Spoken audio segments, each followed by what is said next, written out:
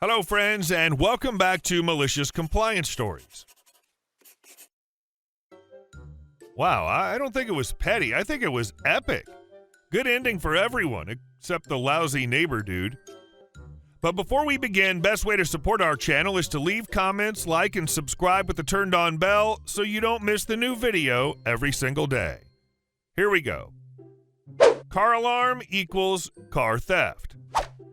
I've lived in a few apartment complexes over the years, some good, some bad, but mostly with decent neighbors who at least tried to understand that we shared space. This is about a less understanding neighbor and was carried out by my neighbor, Harry, who doesn't get the internet and said I could share. Harry was a neighbor in my apartment. Nice guy, no problems with him. He'd sometimes ask me computer/phone things because he's not all that technologically inclined and by choice is living in about 2003.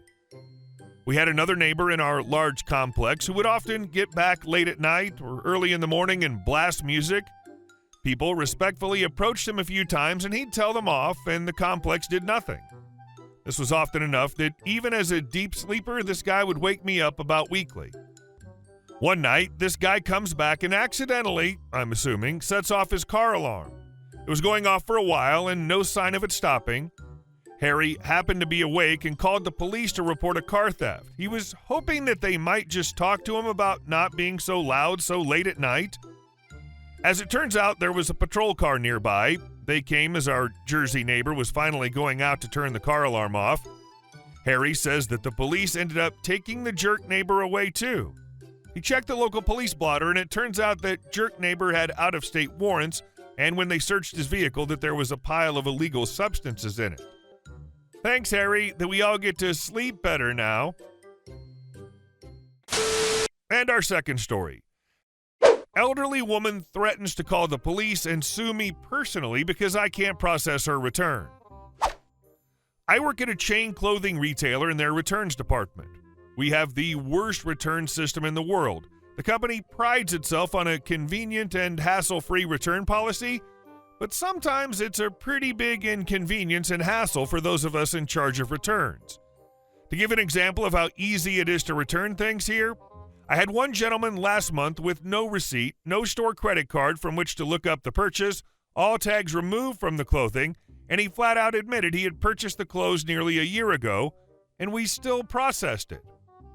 When this happens, I have to apologize to everyone waiting in line while it just gets bigger and bigger so I can find the part of the store the guy or gal purchased the item from and the exact item, bring it back to returns and scan it, and then hope it's recognized by our awful computer database.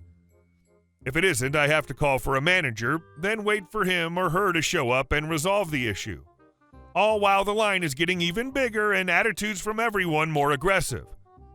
Maybe I'm being a little dramatic here, but I think corporate should stop being so lax with returns. It's a standard thing almost everywhere else to have a receipt. Why can't it be here? End rant. So yesterday, an elderly woman I shall call Granny Foulmouth comes to me to return a bunch of expensive-looking clothes I've never seen before. I know she was a grandmother because she kept going on about her grandson. She seemed very sweet and kind as I was beginning to assist her, but the situation would very soon take a turn for the worst. Me. Do you have a receipt? Foulmouth. No, I burn all my receipts outside every week. Big pile of them. I don't like to risk identity theft. I'm sure the environment thanks you, ma'am. Me. Okay, did you pay for these items using our store card? If so, I could look them up that way. Foulmouth. No. Me. Okay, ma'am, I see there are no tags on these. I will need to check the store to find them so I can scan them into our system and give you the right amount of money back. I should be back in no more than 5 or 10 minutes. Foulmouth. Wait a minute. I thought this was supposed to be hassle-free. I don't have enough time for this crap. You need to hurry up. Me. Ma'am, I can assure you it won't be long. Foulmouth. You're still talking? I said hurry up. And don't call me ma'am. You're not my damn mother. My mother is dead. With that, I go through the store trying to locate these items, and I'm not finding a single one. I search and search. Nothing. I go back to returns to deliver the news. Foulmouth. Well, it took you effing long enough. Where's my money? Me. I apologize, but I could not locate these. Are you sure you bought these from our store? Foulmouth. Now you're accusing me of lying? Get me your manager right now so I can get your sorry butt fired. I oblige. Manager. What seems to be the problem, ma'am? Foulmouth. This little girl here is refusing to give me my money when I have been nothing but kind to her. I'm a customer and I shop here all the time, so I deserve my money back. You'll side with me or I'll have you both fired. The customer deserves better. So my manager is a wonderful woman who's much better than me at dealing with obnoxious people like Foulmouth and manages to locate all but one of the clothes in the database. Manager. We appreciate your patience, ma'am. I've printed a card valid for store credit at one of our stores with a balance of some amount over $100. Is there anything else I can assist you with today? Foulmouth. What? Store credit? No, absolutely not. I want it in cash. Give it to me in cash. Anything less is theft. Manager. I'm sorry, but our policy is that without a receipt, refunds can only be given as a merchandise credit or credit of balance to a store card. Foulmouth. G-effing-S. I'm calling the police on this store and shutting you all down. You, she points at me, are especially getting sued for damages. I'm never shopping here again. You've lost a loyal customer. I've spent thousands here. She storms out of the store. The people waiting in line are totally perplexed, and the next lady I deal with congratulates me and my manager for, quote, not losing our crap.